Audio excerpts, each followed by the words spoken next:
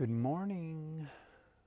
I'm Michael Bays, and welcome to Sunrise Supercharge, the ritual that changed my life and supercharges my day. Why do we do things like this? Ritual. All high performers, all survivors do ritual. We do ritual before we go into the operating room to get our minds and bodies ready for what's coming. When my son Parker, he's 19 now, when he was in his senior year of high school, he was the state champion in shot put. And before every competition, he would ritualistically warm up to get his mind and body synchronized for what's coming next. I heard a phrase last week from my wonderful friend and brilliant colleague, Dr. Tanmeet Sethi. She said, it's not the water that gets into the boat. It's not the boat in the water that sinks the boat. It's the water that gets into the boat that sinks the boat. So ritual helps us keep the water out of our boats, out of our vessel. In the book Deep Survival by Lawrence Gonzales, it's called Deep Survival: Who Lives, Who Dies, and Why. It's about people that are lost in the wilderness, get shipwrecked or castaways or on some snowy mountain in South America and in survival situations. He says a couple of things, and the first thing is that in these dire situations, and this is true in life, at any point in life, if you can get to acceptance, then you have a chance of survival. And once you get to that point, then what they do is they start having rituals of how they live their life and take care of their day. Every single day they have rituals for everything. If I read about a castaway at sea, and he had a ritual of how he would monitor his boat and examine all the quadrants, all the corners, every crack, and then take care and patch the weak spots in the boat before it had a chance to break down and water would get in the boat. So that's what we do. So there's a series of steps. Ritual's also an intention amplifier, and our intention is to have a great day and to have a wonderful life, to have an extraordinary life on our terms, a life where we're happy, fulfilled, passionate, energetic, excited. And that's tough these days because there's so much going around. And then ritual's very important as part of our discipline, as part of a spiritual discipline. The harder things get around you, the more chaotic things get, the more important ritual is. So these are the steps, and I'll explain the steps as we go along. The first step is that we have a smooth stone. And it can be any kind of stone. This stone was given to me by my friend Maria Elena Cairo, my friend, mentor, wise woman. She's like 80 or something like that. And she got this from India, from her mentor. And we place it on the ground. And in our bare feet, we stand on the stone. And what that's doing is it's grounding us, and it's opening up our feet, and we're making a connection to the ground. And that's a very important technique. A lot of athletes, a lot of performers do that. I do this technique before I'm about to give a talk or a speech. I have a ritual before this ritual so that I'm ready to go for you guys. There's a lot of steps. Turn your microphone on. That's one of the steps. I think I've got that one down so far. So we stand on the stone. As we're doing this, we're relaxing, we're connecting to the earth, we're grounding. I've been learning about the chakras, and it's interesting how the chakras correspond to the quadrants of the medicine wheel in indigenous communities. And as I'm talking, concentrate on your breathing. Slow, nice, easy breaths, and pay attention to the space between your breaths. God lives in the spaces. Our ancestors live in the spaces. We're paying attention to the space between our breaths. So this technique was taught to me by a couple of different people. One was John Louis Rodrigue, who is a performance coach. He's the guy that coaches people like Leonardo DiCaprio and Christian Bale to take on a character role. And it was also taught to me by a former pro football player turned playwright, turned actor, turned performance coach, Bo Weeson.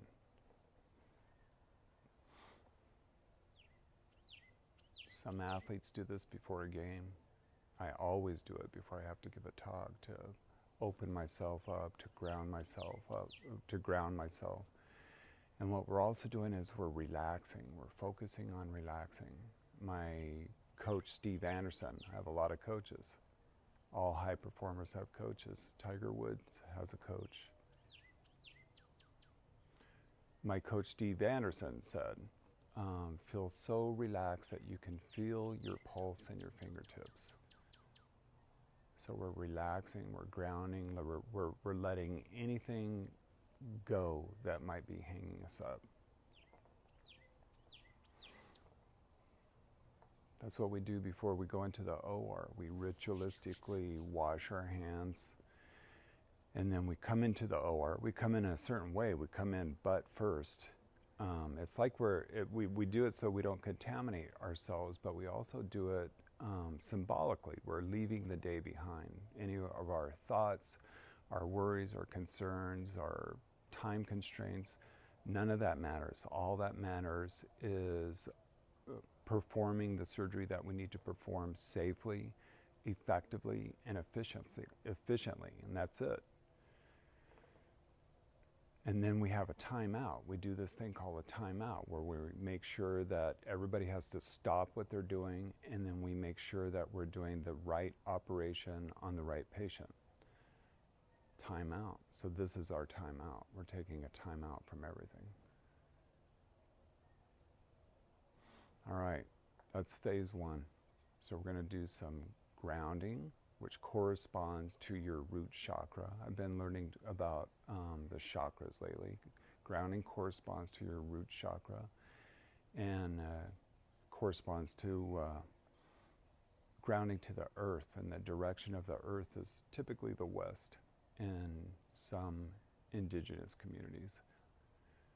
One last thing. Somebody raised the question about, isn't what you're doing some sort of a cultural appropriation? I guess that's true to some extent, but everything that I've learned was given to me by indigenous people. As a matter of fact, I'm going to show you this show and tell time.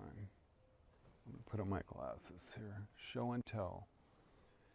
10 years ago, I started this process at Sunrise. And this guy here, you hear me talk about him a lot. This is my shaman friend, Jose. His shamanic name is Berene. And his teacher is this guy. This is Clemente. He's a Sequani. The Sequanis are the indigenous people of Colombia, sort of like the Hopis or the Navajos. He lives in the middle of nowhere. No running water, no electricity. Even to go to the bathroom, you have to go outside. This is his wife, Maria. That is the youngest of his nine children, Jade. This is my friend, Peter Richardson. He was sort of the organizer of this trip.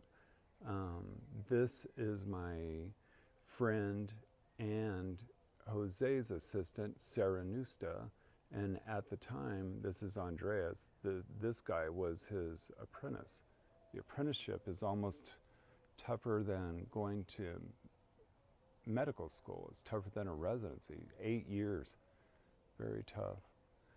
So this picture was taken when I was given my first original prayer, about 10 years ago. I mean, it was a low period in my life. the lowest. There was times I've come out here, I mean, it didn't clear things up right away.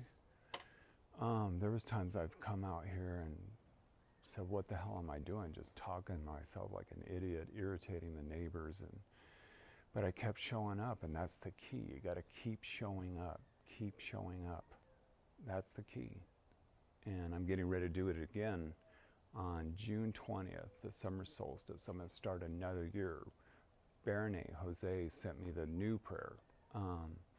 And I've been sort of familiarizing myself with it. I'm learning it. I don't have it memorized yet, and I don't understand what it means. He's got to send me the interpretation, but I'm working with it. And on June 20th, I'm going to go to this special place in southern Arizona, a sacred place. Cochise and Geronimo roam those lands. It was very special to my mom and me. And this is a very significant time in my life because my dad's nearing the end of his life. Last week I had to sign the papers for home hospice. I mean, this man that was once this ultimate authority figure in my life, with a badge and a gun. He was a highway patrolman. This man that was the ultimate authority figure is now this demented old guy that I have to physically pick up off the toilet. That's challenging. So that's why techniques like this, these rituals, are important. June 20th, I'm going to try to do it live at the Sacred Hill in southern Arizona, so stay tuned for that day. This is a proclamation. When you state something verbally, you announce something of importance verbally, that's a proclamation. And it's also a promise. I'm promising myself, I'm promising my family, I'm promising my ancestors. Normally I don't like it. I don't think it's a good idea to announce your goals publicly, because then people start saying, oh yeah, good job, yeah, way to go.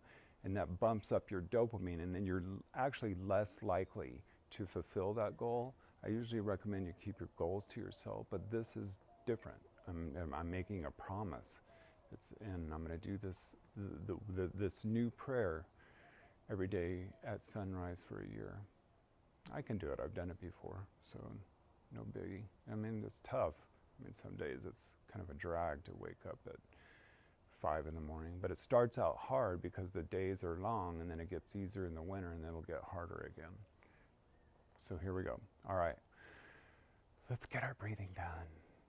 We reach up in the air like we're grabbing a handful of energy and pull it into us. Here we go. We're going to do 3 sets of 30. And then you exhale through your nose on the way down. And imagine that you're grounded to the earth. You're now grounded to the earth, and now you're pulling in energy from the sky.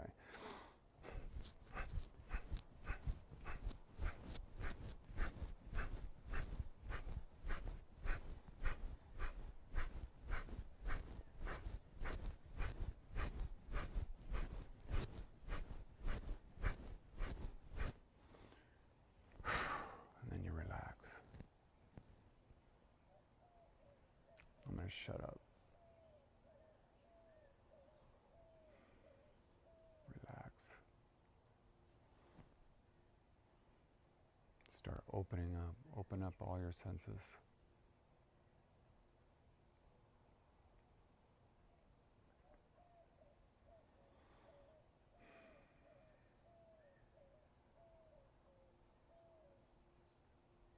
Relax. All right, let's do another set.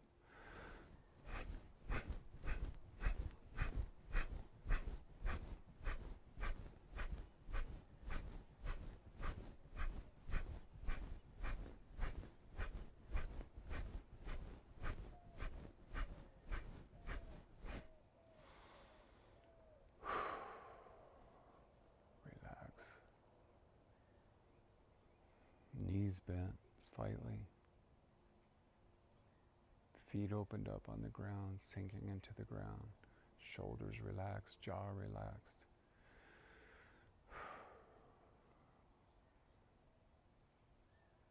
It's with this relaxation that we walk into the operating room. are ready to do surgery. We're strong, we're confident, we know what we're doing, we're educated.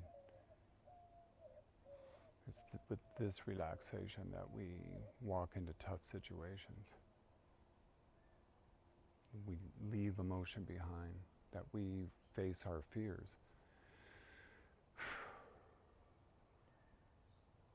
Opening up, letting go. It's not about becoming more, it's about letting go of more. You're already enough, which all we got to do is get rid of the contamination. Here we go.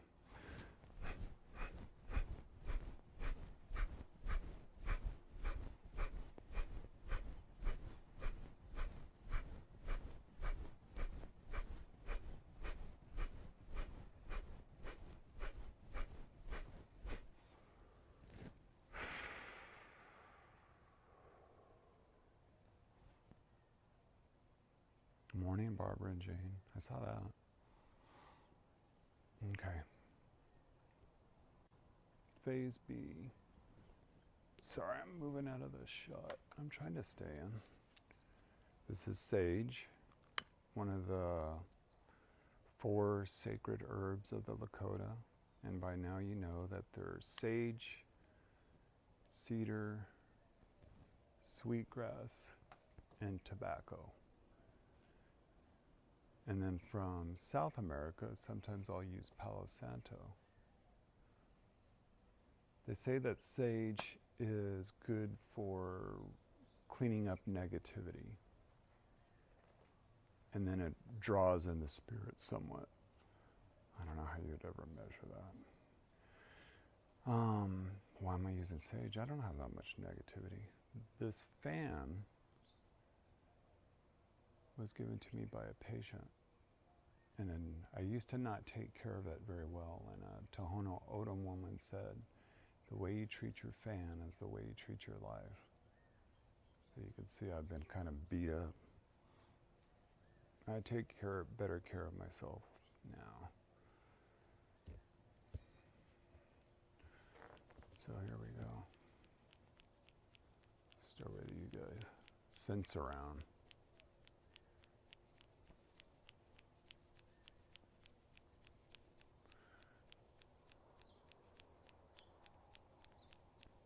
So we're kind of clearing our space.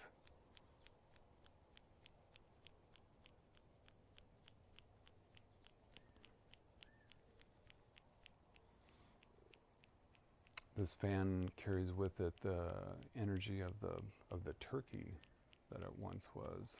It carries turkey energy. So the fan has a spirit itself. Everything has a spirit in the shamanic world. Everything has a spirit. Everything has an essence. A thought has a spirit. So use discernment, right? You take what seems to work and you leave the rest and you make it your own. Now this was given to me by that young woman in the picture, Sarah. And it's a mandala. It represents the universe.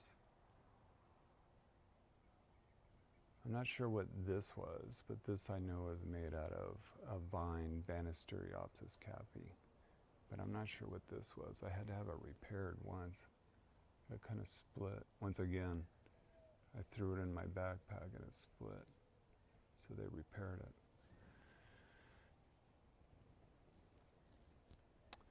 And this, I'm going to set that down for a second. This represents our sacred hoop. The indigenous people, they don't look at the world as a square. They look at the world as a circle or a sphere. I mean, if you stood in one point with you being the center of the world or the center of the universe and you turned around, it would be a circle. So their 4 directions are in a circle. Now you don't have to use something like this. This was just laying around. One of my good friends, Nancy Tucciaroni, is using her father's old ropes. He was a cowboy. She's using her ropes, his ropes. Other people set up stones in their backyard. You could just designate an area in your backyard as being your sacred private space. You make something sacred by saying it's sacred and treating it in a sacred manner with respect.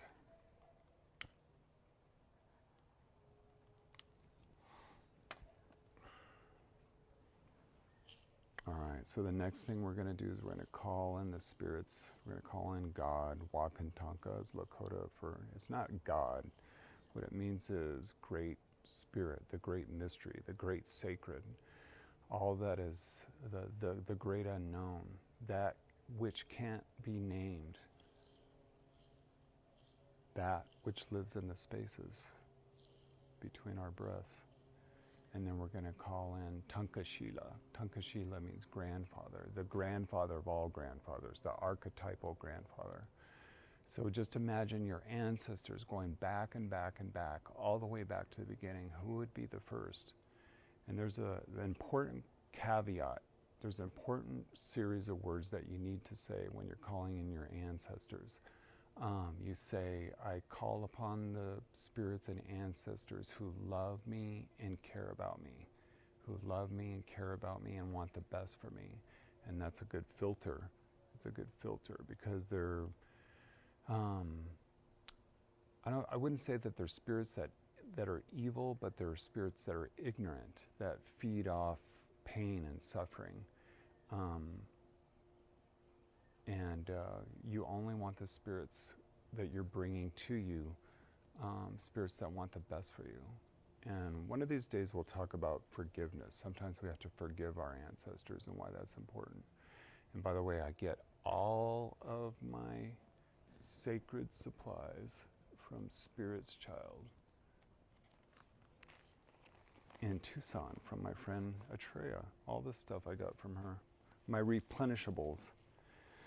So we're going to use another sacred herb. This is tobacco I got from Atreya. And we're going to use that as an offering, just to give something before we ask for anything in return. And what you do is you can touch tobacco to your heart, and then you offer it to the directions. So we're going to step in our sacred circle, and then we're going to offer it to the directions.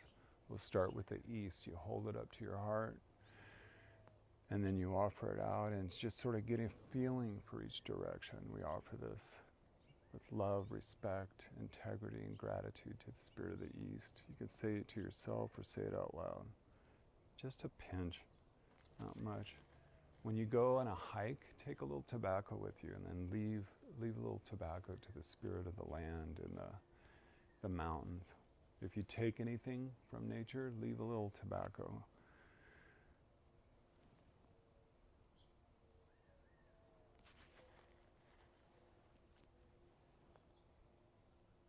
Kind of get a feeling for each direction.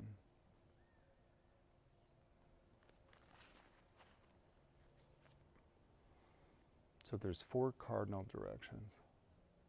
Spirit of the West. And then there's also above.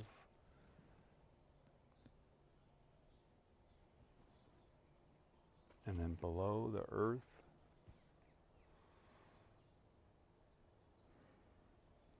And then the center. The center is where we're meeting. The center is everywhere and nowhere. It's the space between our breaths. There's no Michael Bays in the center. The center is where my soul resides, where the true essence of, I can't even say me, the essence of me. There's no doctor, there's no dad, there's no grandfather, there's no son. The essence of me, when you strip all that away, the true essence of me, that is the spark of God living on this earth. So that's what we're acknowledging with the center. And that's where we meet, when you leave all that other stuff behind. Okay, so that's an offering. You entice the spirits. All right, I try different things. We'll try this. I'm kind of liking the fan. All right, here we go. You know what we didn't do? We didn't open up our heart. We'll do that next time. So you try different things. Some things roll in, some things roll out. But we do this with a sense of gratitude. Koe, koe, koe, wakantaka, tankashila, unchimaka, pachamama, spirits of the east and the south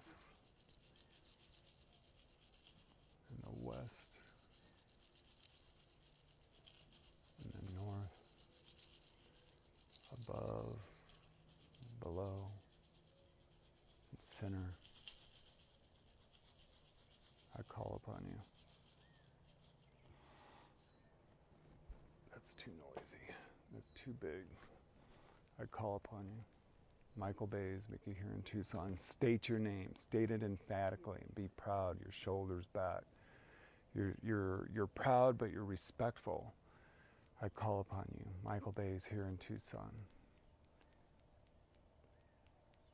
All my ancestors, all the way back to the beginning, all my spirit helpers, I call upon you. Michael Bays here in Tucson.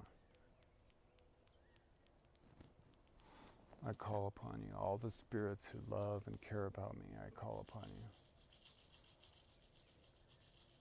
Be here now. And then call them by name, by their name, and one by one. The ones that you can remember. Go on Ancestry.com and find out their name. I'm going to start with my dad. He's already halfway there. I may as well get used to it. George Norman Bays. Papa.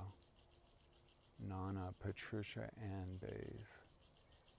Grammar. Mary. Maria Moraga Bays. Dom. Grace Roberts. Uncle Clyde Earl Bays. Uncle Buddy Edwin Roy Bays. Aunt Alice Bays Peru. Aunt Betty Beatrice Bay Schuler. Uncle Albert Bays. Dan Roberts Sr., Dan Roberts Jr., Samuel Moraga. If there's friends that have passed away, you can call on them. Stephen Goldstein, J.T. O'Neill, Phil Ledford, I call upon you. Be here now. Spirits of the mountains, spirit of Tucson, spirit of the air, the water, the earth, I call upon you. Spirit of the hummingbird, I call upon you. Spirit of the sun, I call upon you. Be here now. Thank you for this beautiful day. Gratitude, gratitude. Thank you, thank you, thank you for this beautiful day. This beautiful sunrise. Affirmations. Thank you for the healing that continues to come to me. As my heart grows stronger, my visions are more clearer, my confidence, enthusiasm, my gratitude grow good every day. My wisdom, my insight, my intellect, my security, my prosperity grows good every day. My awareness grows good every day. My passion, my compassion grows good every day. Feel it. Who is the person you're becoming? Who are you going to be in 10 years? What are you going to be remembered for? Be that person now. My strength grows good every day. My patience grows good every day. My insight, my intelligence, my creativity, my inspiration goes good every day. Thank you, thank you, thank you. And then send blessings out. And realize that anything that needs to be solved is solved. If you have a question, write it down at the beginning of this, and by the end it'll be answered. Anything that needs to be solved is solved. Anything that needs to be healed is healed. You're growing roots into the earth and you're expanding out. Send blessings to my friends from Colombia, Clemente, Maria Jade, and the Squani ancestors. To the Squani ancestors, I say, Mitsu Hani Pani. Thank you very much. Thank you for your prayers. Thank you for listening to my prayers. Send blessings to Bernie, Margarita, Iris, Jai, Andrea, Suada Miguel, Sarah and her family, Kathleen and her family, Krista Mercedes Ilian, Curtis Kekaba, Neil Apple, people that are my teachers on the red road, the spiritual path. Curtis Kekaba, Neil Apple, Nissan, Atreya, Maria Elena, Anne-Marie Chiasson, Jack Elias, Steve Anderson, Lynn Charchaletta, Marcus Leader, Dean Torborelli, Shelley Nelson, Diane Halfman, Carrie Mincer. We send golden light to Tanmeet Sethi, Steve Oliver, Zubin, Neha Sahaj, people that you want to help, people that inspire you. And then send blessings to yourself and work out from there, like ripples, like you threw a stone in a pond. That's a ripple effect. You're sending it out. You send blessings to Michael Bays, Casey Bays,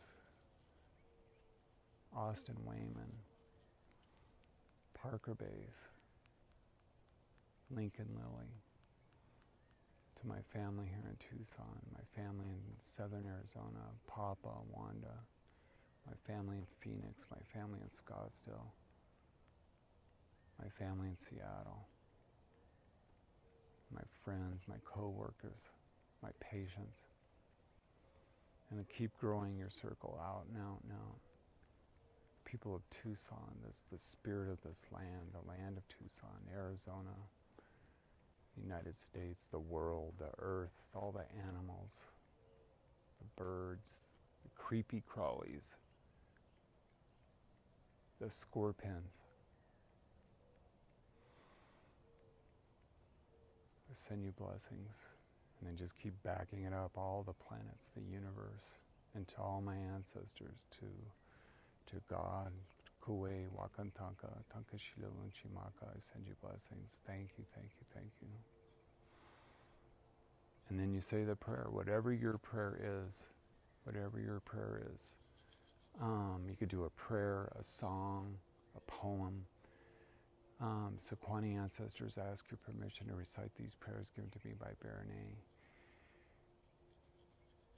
Libane malinabi putanabi, kahuili malinabi putanabi, fernaminali malinabi putanabi, samani malinabi putanabi, hut saklani mamaninani, kawe malinabi putanabi, matsaludni malinabi putanabi, himiali malinabi putanabi, kawe matsaludni mitsuai pani. Then you blow the prayer into yourself. Blows in you, through you, all the way back to your ancestors, all through your ancestors, all the way back to the beginning. You blow it into yourself. And then you say, and then what I usually do is I talk to my mom. I talk to my mom. And I tell her what's going on. And I would say, Nana. We called her Nana, Nana. The other day I was taking a nap, and something woke me up. One word, my name, Michael, Michael, very emphatically. And I thought it was my wife, Casey, and I sit up and I go, what? What do you need? And I listened, and nobody was in the house. Casey went to go run some errands. And then I realized that she doesn't call me Michael. She calls me other things, but she doesn't call me Michael. And it was in a feminine voice. It was firm, emphatic, kind of like we do here. Michael, really trying to get my attention. And then I thought about it, and I realized it was my mom. What did she want? That was the question. What did she want? So did it have something to do with my dad? Did it have to do with this process? And it was not only her. I thought about it. And it was almost like all my ancestors and all my spirit helpers all at once were saying, is like they were jumping up and down at the same time and trying to get my attention. Michael. So I was trying to, and it came through as my mom. She's the first in the line of this ancestral connection. So I'm trying to figure it out. What did she want? I checked on my dad, and look, it is what it is. It's just part of life. It's hard, but it's part of life. I checked on my dad, and he is not long for this world. Maybe I need to check in with myself. Maybe I need to get him ready. Maybe I need to get me ready. Maybe all of this is part of that process. So that's an interesting question. Michael, what do they want? So that's how this works. As you go along and do this daily process, your ancestors and your spirit helpers will start coming through. It's just a matter of opening up your awareness. One of my teachers said that the spirits are always trying to talk to us. We just don't listen. The last thing that we could do is you can say your prayer into water. You can change the nature of water with your intention in your prayer. Milinibi putanabi kainana, milinibi putanabi kainana, pilimi sinibi putanabi kainana, pilimi sinibi putanabi kainana, koe de malay putanabi kainana, koe de malay putanabi kainana, koe hamatabuti yuvasinibi putanabi kainana, koe matsuluti mitsuyane pani, and then you blow it into it. Jose, the shaman, he uses a straw, it like blows bubbles into it, and hold it up to the sun, and make it into a medicine. Put your intention in it. What do you need to heal? What needs to be strengthened? What's great inside of you that you want to strengthen? Put that in there. For me, I guess that would be awareness. That's top on my list. I want to strengthen my awareness. Put that in there. And then you drink it. You don't have to drink it all at once. You can sip on it. You can drink it over the course of a week or until you do this process again. I think that's it. Thanks, you guys that show up and listen. I'm not sure how much longer I'm going to do these Facebook Lives. I was asking Casey, and she said, just keep doing it as long as people are showing up. So if you find this interesting, I mean, even if you're not doing it at sunrise, if you think that it's interesting, if you think that it's something that you want to keep up with, let me know. Because I'm doing this process by myself anyway, and it's very private. And there's a vulnerability to this, like letting people in on your world, to something that's very private, something that's very intimate, to scoff at it or whatever, make remarks, whatever they're doing. It's nobody's business, but I'm opening myself up because these are challenging times, and they're going to get more challenging. This is the first punch in a triple punch combo. Mike Tyson just punched us. We haven't even recovered yet. This is the first punch in a triple punch combo. We think it's over, but it's not. It's just beginning. It's going to get tougher. The world is an extremely chaotic and unpredictable place, and it's almost like, have you ever seen an hourglass where the sands are dripping down into the hourglass, and then it reaches a point and then it starts collapsing on itself. It reaches a point and then it collapses on itself. That's what happens with tightly interconnected, complex systems or organisms. It's almost like that's the same thing as an avalanche. This is the avalanche. Our systems are breaking down. And I'm not saying it's the end of the world or anything like that, but it's going to get more complicated. It's going to get more complicated. It's a simple matter of cause and effect, action and reaction. So you need something. We all need something. I need something in our lives that's going to keep us straight. My friend and wise woman, Maria Elena, she says it's always like this. She's always doing this. It's like this and like this. The alignment with your center, who you are at your very core, and then the reverence for whatever is. Thanks, Maria Elena. I love stealing other people's stuff. Okay, that's it. See you guys next week. I'll put links to all the people that I talk about all the time, all the people that inspire me, all the people that influence me, all the people that give me information, my Atreyas, my Steve Andersons, my Jack Eliases. Pay attention to the links. Those are the people that I learned from. That's it. Have a good day. See you guys next week. Bye-bye. I'll look at all this later.